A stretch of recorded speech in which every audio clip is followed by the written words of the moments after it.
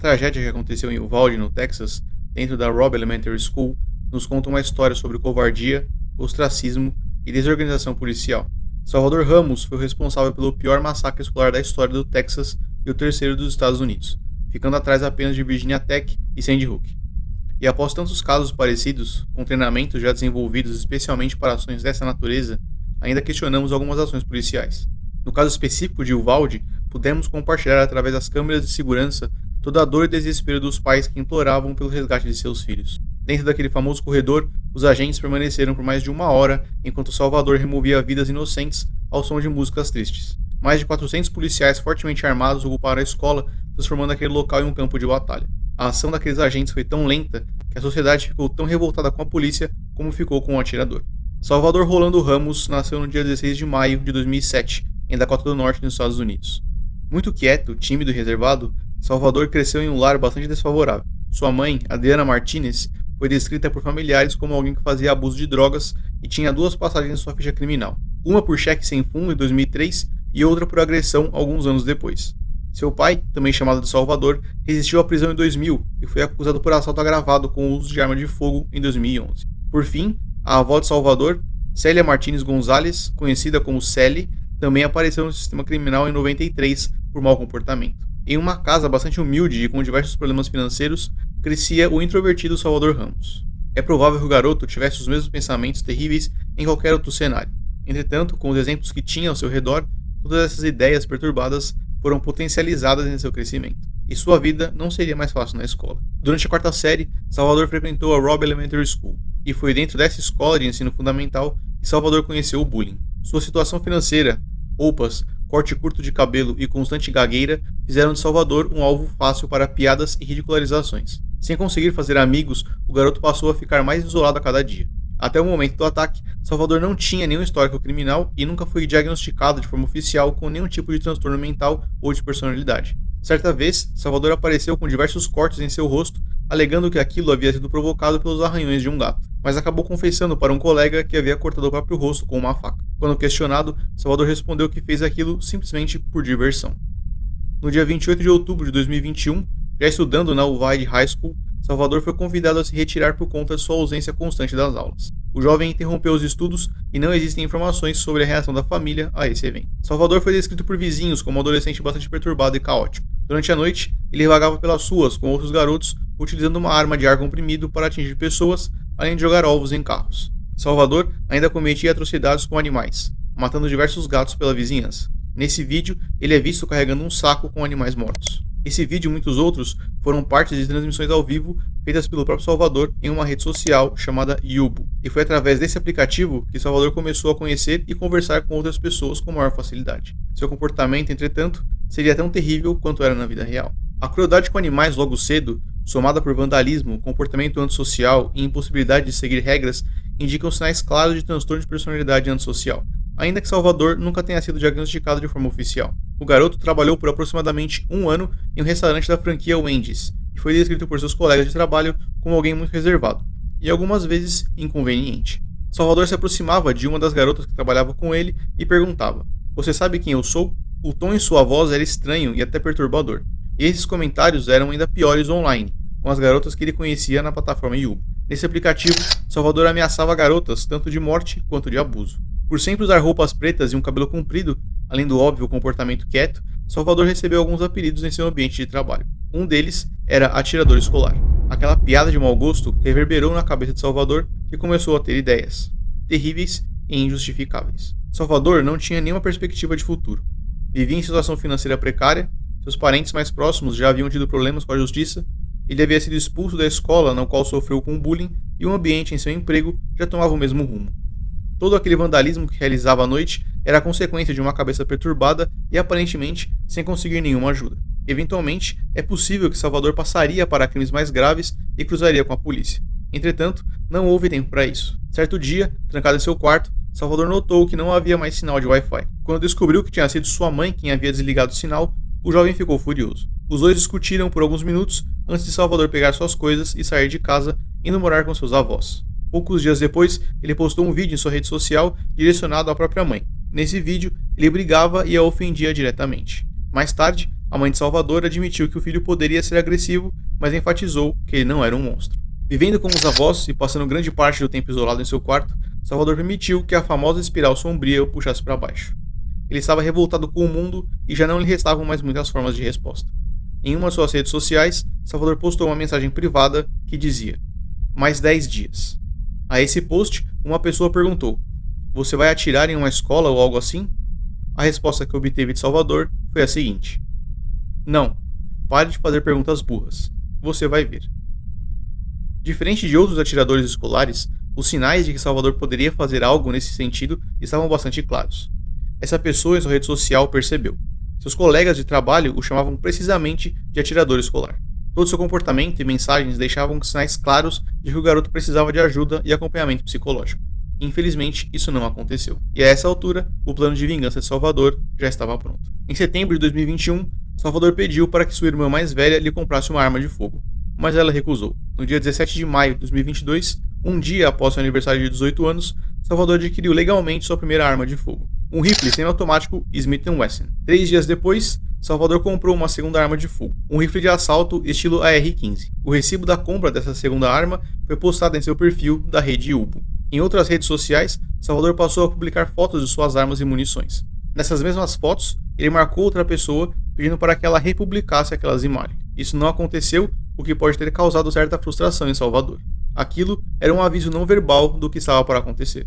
Alguém com o apelido de atirador escolar, que posta fotos de 2 rifles, deveria ser sinal suficiente para que alguém tivesse avisado a polícia. Nos próximos dias, Salvador fez a compra de 1.657 munições, que incluíam 375 cartuchos 5.56 NATO. Essa é uma munição utilizada pelas forças da OTAN. Em um de seus rifles também foi instalado um dispositivo de gatilho conhecido como Hellfire. Essa modificação permite que o rifle realize disparos em uma frequência maior do que o convencional. Salvador estava fortemente armado e preparado para uma guerra. Muito em breve, todo o bullying sofrido seria finalmente respondido, infelizmente, com disparos dentro de uma escola. O dia era 24 de maio de 2022 e toda a comunidade de Uvalde não fazia ideia do que estava para acontecer. Aquele era o dia da vingança de Salvador. Ele e sua avó passaram a discutir sobre a conta de telefone. Quando a mulher resolveu ligar para a operadora, Salvador voltou furioso para o quarto. Ele então enviou algumas mensagens para uma garota, qual havia conhecido pelo aplicativo Yubo. "Estou esperando esse cara sair." Certo, ele saiu. "Vou te dizer agora mesmo. Calma. Esperando essa... Eu vou fazer algo com ela agora mesmo. Meu Deus. Ela está no telefone com AT&T sobre o meu celular. É irritante." Salvador então interrompe suas mensagens para cometer um ato terrível. Segurando seu rifle, Salvador caminha até a idosa e efetua um disparo em sua cabeça. Aquele era o início de sua guerra particular. De volta ao celular, enquanto a idosa sangra no chão de sua casa, Salvador envia suas últimas 2 mensagens. "Eu acabei de atirar na cabeça da minha avó. Estou indo atirar em uma escola fundamental agora." A resposta obtida dessa garota foi legal. Após o ataque, a polícia identificou a garota como residente da Alemanha. Ela foi levada a julgamento e condenada por falha ao reportar crimes planejados. A avó de Salvador milagrosamente conseguiu sobreviver ao disparo e foi capaz de chegar até o vizinho para pedir por ajuda. A mulher foi levada ao hospital em estado grave, mas conseguiu se recuperar do ferimento. Mas o plano de Salvador já estava em curso. Mesmo sem saber dirigir, o jovem roubou o carro de sua avó, um Ford F-150 preto, e já com todo seu armamento dentro do veículo, seguiu para a escola. O alvo era a Robb Elementary School, palco de tanto bullying e sofrimento para Salvador. Por conta de sua falta de habilidade com o veículo, o carro acabou saindo da pista e caindo em um desnível, causando danos graves às suas rodas. Infelizmente, já muito próximo da escola. Salvador estava vestido todo de preto, com uma mochila e um colete militar sem proteção balística. Ele deixou uma de suas armas no carro e seguiu a pé para a escola já com seu fuzil em mãos. Já nas dependências da Robb Elementary School, Salvador disparou contra 2 pessoas ali fora. Ambas conseguiram correr sem serem atingidas. A polícia já havia sido acionada sobre o carro quebrado a poucos metros dali, e agora já sabia sobre o atirador. A primeira viatura perseguiu um dos professores, acreditando que fosse ele o autor dos disparos. Durante essa pequena perseguição, eles passaram por Salvador, que agora corria para dentro da escola. Uma das professoras percebeu e encostou o portão. Aquela é uma fechadura automática e deveria trancar assim que fechada. Por algum motivo, isso não aconteceu. A poucos passos antes de entrar na escola, um dos policiais tinha Salvador na mira de seu rifle. Entretanto, de acordo com seu depoimento, não realizou o disparo por estar aguardando pelo comando de seu supervisor. Salvador conseguiu acesso à escola, caminhando pelos corredores, quais ele se lembrava bem. O menino ainda viu Salvador caminhando em direção às salas de aula. Por sorte, ele percebeu que algo não estava certo e correu sem chamar a atenção. Ele ficou escondido no banheiro e foi resgatado após a chegada da polícia. Salvador caminhou para as salas 111 e 112, quais eram interligadas. Aquelas não eram salas aleatórias. Aquelas eram as mesmas salas nas quais Salvador havia ficado durante a quarta série. O atirador estava atrasado e os responsáveis pelo bullying sofrido já não estavam mais lá. Mas para Salvador, isso não importava mais. O local parece ser bastante simbólico para atiradores dessa natureza, como se quisessem se vingar da escola como um todo, independente de atingirem os verdadeiros responsáveis por suas humilhações. De qualquer forma, um ato terrível e injustificável. Eram 11 horas e 32 minutos da manhã. O massacre de Uvalde havia começado. A professora Irma Garcia notou a presença de um homem armado no corredor e tentou trancar a porta. Infelizmente, a mulher não conseguiu. Salvador disparou pela pequena janela da porta, empurrando a professora para trás. Já dentro da sala, ele disse: "Boa noite", antes de alvejar a mulher a queima-roupa, levando a professora a óbito instantaneamente. Um dos sobreviventes se lembra de Salvador colocando uma música triste para tocar em seu celular antes de dizer: "Vocês todos vão morrer". Provavelmente imaginando os antigos colegas de sala à sua frente, Salvador abriu fogo, realizando diversos disparos na direção dos agora apavorados alunos. Alguns estudantes que não foram baleados nesse primeiro momento se fingiram de mortos na tentativa de saírem daquele pesadelo com vida. Um deles, em seus 11 anos de idade, usou o sangue de um colega morto para manchar o próprio rosto, deixando seu disfarce ainda mais realista. Isso funcionou, fazendo com que o garoto sobrevivesse ao ataque. A polícia entrou na escola apenas 4 minutos após os primeiros disparos. Ainda sem fazer contato com o atirador, os oficiais solicitaram por reforço. Enquanto isso, Salvador caminhou para a sala adjacente, dizendo: "É hora de morrer", antes de abrir fogo novamente. Professores e alunos foram atingidos pelos disparos furiosos e vingativos de Salvador. Minutos depois, um dos policiais no corredor disse: "Se você precisa de ajuda, grite." Uma menina atendeu ao chamado, gritando por ajuda. Salvador ouviu e caminhou de volta a outra sala, disparando a sangue frio na menina. Nesse momento, o policial tentou invadir a sala, mas foi recebido com mais disparos de Salvador. A equipe então correu, interrompendo a troca de tiros. Um dos policiais se desespera, perguntando aos colegas se está sangrando. Ele repete esse gesto diversas vezes, pensando ter sido baleado. Salvador estava armado com um rifle estilo R-15, com munição utilizada pelo exército da OTAN e um dispositivo para disparo rápido. Essa é uma arma tão potente que seus ferimentos são capazes de desfigurar um adulto, deixando ele facilmente irreconhecível. Pode-se imaginar o que faria com uma criança com menos de 11 anos de idade. Esse foi um dos pontos discutidos pela sociedade sobre se os policiais deveriam ou não ter recuado naquele momento. A segurança do policial é sem dúvida muito importante, assim como a segurança de todas aquelas crianças e professores. Arnulfo Reis, um dos professores que estava na sala 111, que já havia recebido diversos disparos, instruiu aos alunos que ficassem debaixo de suas mesas, fingindo estar dormindo. Ao ouvir o comando, Salvador voltou para a sala 111 e alvejou o professor mais uma vez. Em seguida, disparou novamente contra todos aqueles acuados, apavorados e totalmente indefesos alunos do ensino fundamental. Todos os 11 estudantes que estavam ali vieram a óbito no local. O professor Arnulfo fingiu estar morto, mas foi alvejado novamente por Salvador. Apesar de gravemente ferido, o professor conseguiu sobreviver. Os policiais percorreram aquele corredor 3 vezes sem tentar invadir a sala onde Salvador estava nenhuma das vezes. O atirador ainda tentou forçar sua entrada na sala 109, mas o professor já havia feito uma barricada na porta. Salvador disparou na fechadura e pela janela da porta, ferindo um aluno e o professor de forma não letal, antes de voltar novamente para a sala 112. No relatório policial, não fica claro em qual momento Salvador caminhou pelo corredor e voltou para a sala 112. Diversas forças de segurança chegaram na escola para responderem à ocorrência. Pais desesperados contavam os segundos na esperança de verem seus filhos correndo para fora da escola. Aproximadamente 30 minutos após a chegada da polícia, os agentes começaram a quebrar algumas janelas, resgatando diversos alunos presos em outras salas de aula. Uma garotinha conseguiu se esconder e ligar para a polícia, que já estava no local. Hello? I'm calling with a police. Are you okay?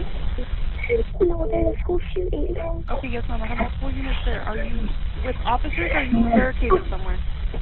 I'm in classroom. What's the classroom number? 1012. 112? 112.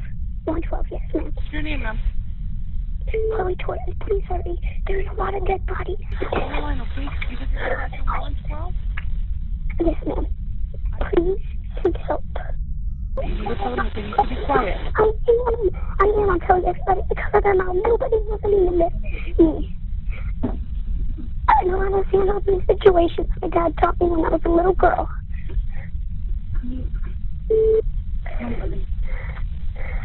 Send help. One of my teachers are still alive, but they're shot. How far are y'all away? They're inside of the building, okay? You just stay quiet, okay? They're inside the building. You just need to stay quiet. A bravura dessa menina e o controle que ela aparenta ter sobre a situação é algo que não se vê todos os dias. Ver colegas e professores mortos totalmente entregues ao cano da arma de uma mente perturbada seria uma cena pesada demais até para um adulto. A coragem e sangue frio que aquela aluna teve é louvável. Uma das professoras que estava ali dentro da sala de Salvador conseguiu ligar para o marido, que era policial. Quando chegou ao local, estava pronto para invadir a sala e enfrentar Salvador. Entretanto, para não colocar a operação em perigo, sua arma foi removida e o oficial foi afastado do local. Outros policiais que tinham seus filhos dentro da escola correram pelos corredores para resgatá-los, deixando-os em segurança. Outro ponto, também muito questionado pela sociedade após o ataque. Salvador passou aproximadamente 1 hora dentro daquela sala, assassinando e apavorando crianças e professores. Enquanto isso, mais de 4 forças militares lotaram aquele corredor sem que ninguém invadisse a sala de aula. Eram mais de 400 policiais fortemente armados, com fuzis, escudo de proteção balístico e até máscaras de gás. Considerando que cada agente ali carregasse ao menos 2 armas, eram mais de 800 pistolas e rifles, e nenhum deles disparou. Do outro lado da porta, um garoto perturbado assassinava crianças com munições do exército. Naquela guerra de covardes, quem mais sofreu foram os alunos, professores e pais. E para os pais, a polícia parecia um pouco mais ativa. Já sem paciência, alguns pais tentaram invadir a escola, mas foram impedidos e algemados pela polícia. Uma mãe, quando teve a algema removida, conseguiu invadir a escola e resgatou seus 2 filhos.